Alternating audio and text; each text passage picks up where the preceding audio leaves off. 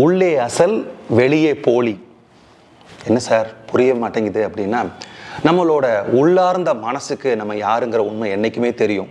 ஆனால் வெளியில் நம்ம எப்படி நடிச்சிட்டு இருக்கிறோங்கிறது நமக்கு நல்லா தெரியும். ஆனால் இதை மறைக்கிறதுக்கு நம்ம என்ன தெரியுமா பண்ணுறோம்? மற்றவங்க நம்ம மேலே என்ன விதமான கருத்துக்களை சொல்கிறாங்க, என்ன விதமான பார்வைகளை வச்சுருக்கிறாங்க, அதை வச்சு நம்ம ஒரு பிம்பத்தை உண்டாக்கிக்கிறோம். அவர் நல்லவர் சார், சூப்பரான மனுஷன் அப்படின்னா, நான் நல்லவன், ஆனால் மனசுக்குள்ளே நான் ரொம்ப ரொம்ப கெட்டவன். அவர் எல்லாத்துக்கும் உதவி செய்வார் சார், உதவி செய்கிறதுல அவரை விட்டால் யாருமே இல்லை.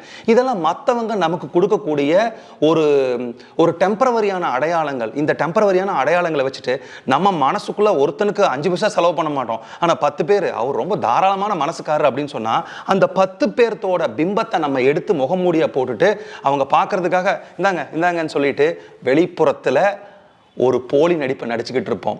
நீங்கள் இந்த மாதிரி ஒரு புகைப்படத்தை என்னைக்காவது பார்த்துருக்கீங்களா?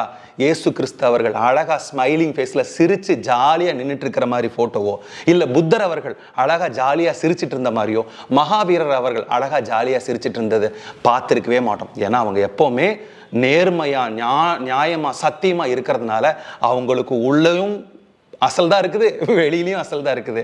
அதாவது சிரிச்சுக்கிட்டே இருக்கிறவங்களுக்கு என்ன பிரச்சனை தெரியுங்களா? உள்ளுக்குள்ள அவ்வளோ சோகம், அவ்வளோ கண்ணீர் துளிகள் நிறைஞ்ச கடல் இருக்கும். அதை மறைச்சிக்கிறதுக்காக ஒரு மனிதன் சிரிச்சுக்கிட்டே இருக்க வேண்டியதாக இருக்குது.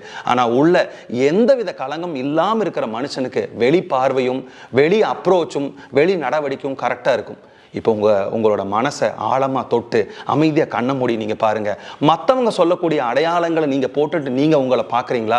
இல்லை, இது நான் கிடையாது, இந்த பிம்பம் எனக்கு வேண்டான்னு உதறி தள்ளி தைரியமாக சத்தியத்தை எதிர்பார்த்து, நான் இப்படி தான், நீ 10 பேர் நான் புகழ்ந்தாலும் நான் ஒருத்தனை கொடுக்க மாட்டேன், நீ புகழ்ந்தாலும் புகழலைனாலும் நான் கொடுப்பேன் அப்படிங்கிற உண்மையான அந்த சத்தியமான அந்த உண்மையான நிஜமான முகத்தை எடுத்துட்டு நீங்கள் மக்களோட பழகி பாருங்க. ஒரு வாரம் பழகி பாருங்க. உங்களை சுற்றி இருக்கிறவங்க உங்களுக்கு ஜாலரா தட்டுறாங்களா, உங்களை விட்டு ஓடுறாங்களா, இல்லை உங்கள் மேலே இன்னும் பாசமாக இருக்காங்களா, உங்களோட மனது எப்படி இருக்குங்கிறத உண்மையான நிகழ்ச்சிகளை நீங்கள் கண்டுபிடிச்சிக்கலாம். உள்ளேயும் அசல், வெளியேயும் அசல்.